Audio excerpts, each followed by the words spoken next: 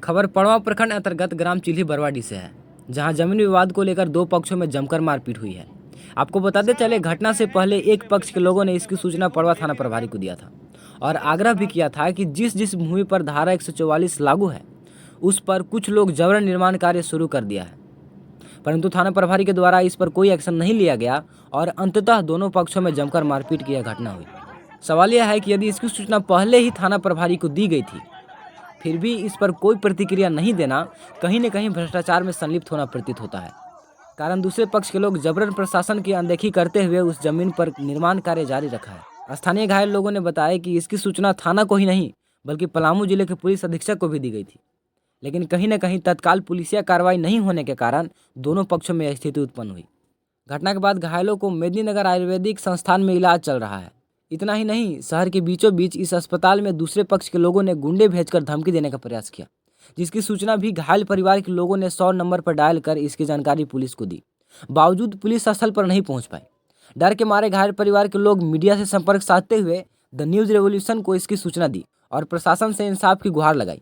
आइए देखते हैं मेदिनीनगर सदर अस्पताल से घायल परिवार के साथ ग्राउंड रिपोर्टिंग की खास बातचीत द न्यूज रेवोल्यूशन संस्थापक अजय सिंह के साथ। नमस्कार, आप देख रहे हैं द न्यूज़ रेवोल्यूशन। इस वक्त मैं उपस्थित हूं मेदिनीनगर सदर अस्पताल में, जहां पर कल पड़वा प्रखंड के चिल्ही बरवाडी में, पड़वा थाना के चिल्ही बरवाडी में दो पक्षों में ज़मीन के विवाद को लेकर घटना घटी है और ज़बरदस्त मारपीट हुई है। जहां तक मामला मुझे संज्ञान में आया है कि थाने को इसकी इन्फॉर्मेशन दी गई थी, एसपी को भी इसकी इन्फॉर्मेशन दी गई थी, लेकिन कोई कार्रवाई अब तक नहीं हो पाई, जिसके कारण ये घटना हुई है।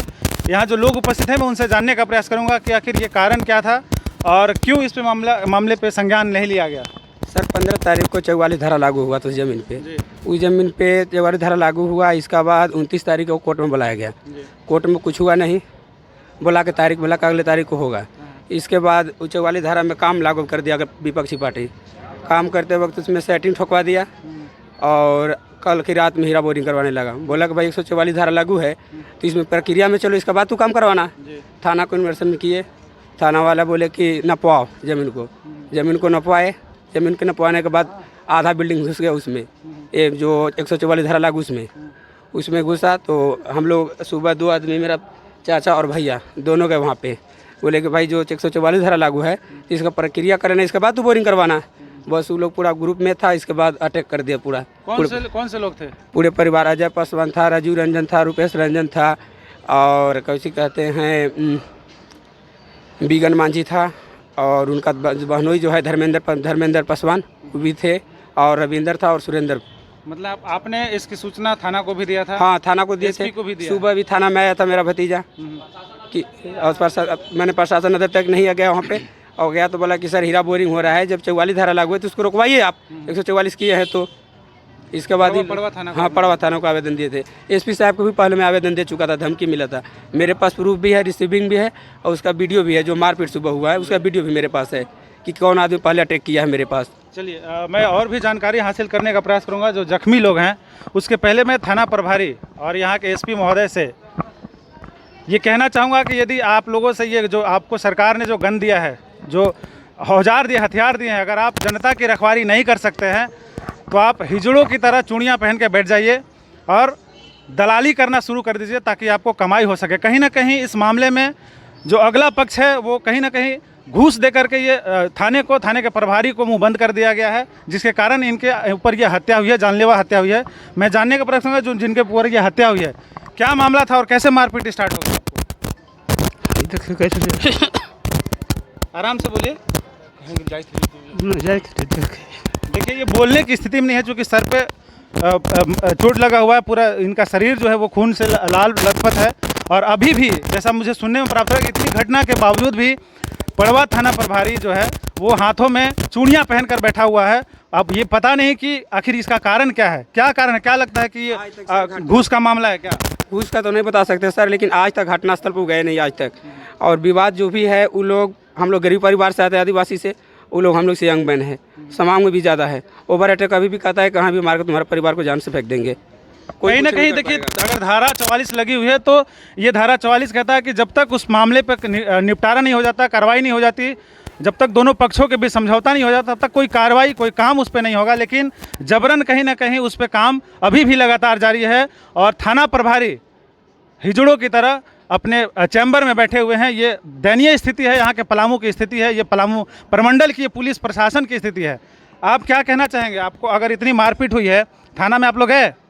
अभी तो नहीं, पहले गए थे थाना में। क्या जवाब दिया थाना? थाना कहाँ, वो कुछ नहीं बोल रहा है। कुछ नहीं? नहीं, वो तो उल्टी बोलता है, घसट के तुमको ले लाएंगे। कौन ऐसा है दिग्गज वहाँ जो थाना सुन नहीं रहा है? उसका क्या आपको लगता है? दिग्गज हम किसको कहें, अब नहीं जान रहे हैं उसको। तो थाना हैं? क्या क्या है मामला? एक भाई मुखिया, एक भाई चौकीदार है थाना का। ठीक है सर, हम लोग गरीब परिवार से आते हैं। उन लोगों का फेवरेट कोऑपरेट बढ़िया से थाना कर रहा है। जिससे झगड़ा हुआ मुखिया भी है? हम उसका बड़ा भाई मुखिया है, छोटा भाई चौकीदार है। अच्छा, हाँ, कोऑपरेट हम लोग को कुछ नहीं हो पा रहा है, कुछ नहीं लेने हो पा रहा है वहाँ पे। देखिए कहीं ना कहीं मामला साफ जाहिर हो रहा है कि जो जिससे झगड़ा हुई है इनकी, वो मुखिया है। जनप्रतिनिधि को लोग चुनते क्यों है? जनता इसलिए चुनती है कि जनता का सुरक्षा किया जा सके। और जनता जब सेवक जो है, जो जनप्रतिनिधि, अगर वही रक्षक न बल्कि भक्षक बन जाए तो ये स्थिति इस तरीके की होनी जायज़ है। आपका नाम क्या है? मेरा नाम शकुंतला देवी। क्या मामला हुआ?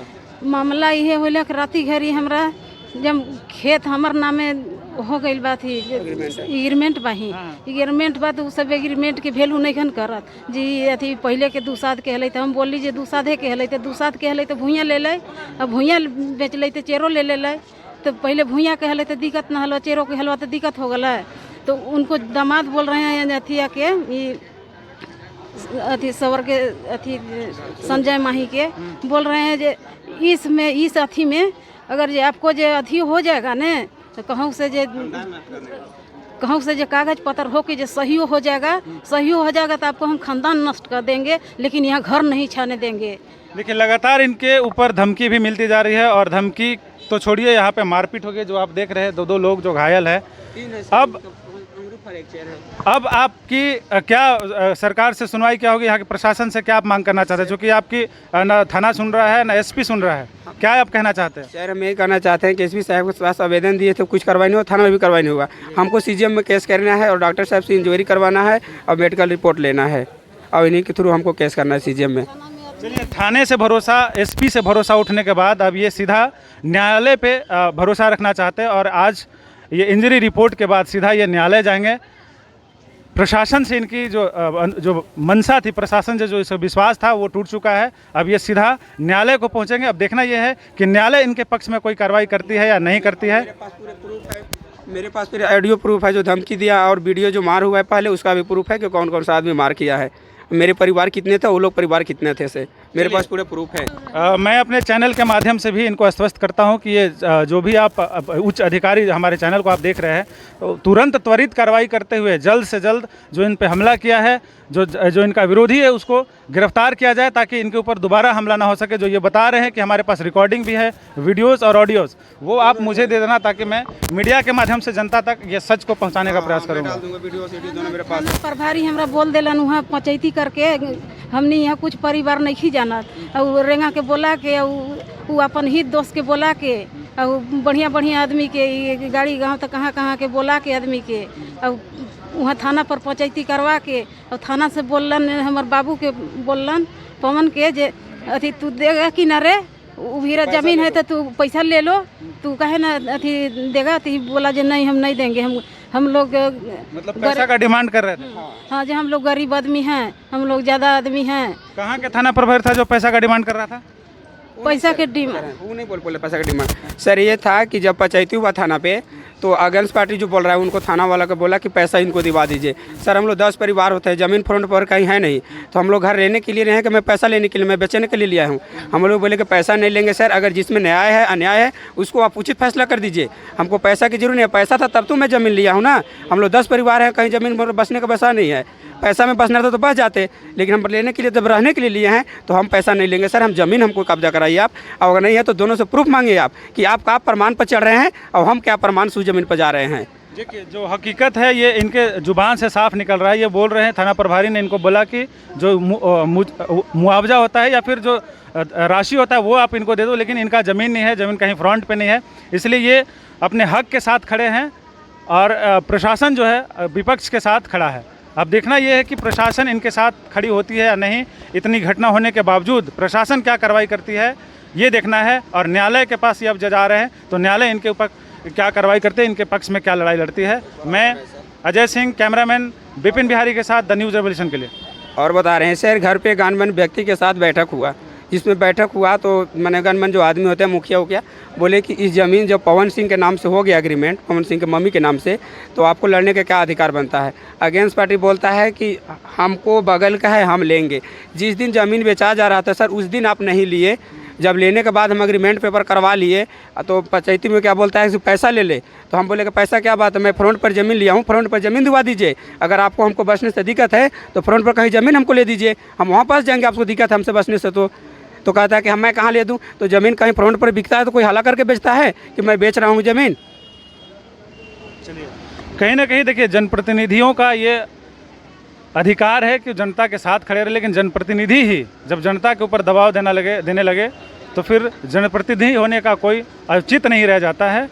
और अब देखना यही है कि जनप्रतिनिधि भी इनके साथ हैं या नहीं।